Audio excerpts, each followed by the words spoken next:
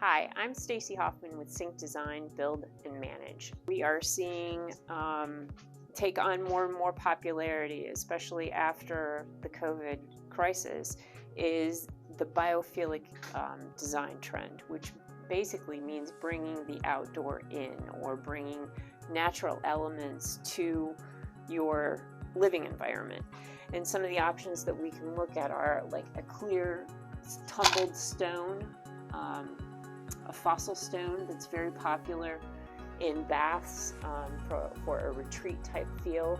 Some of the options in terms of like shower floors would be the cut pebble, which used to be more popular as the actual full rounded stone. Now the trend is to cut that in half so it's a much smoother feel on your feet, yet you still feel the natural texture of the stone. A little bit different take on that is the geometric pattern with the different circles and different size circles.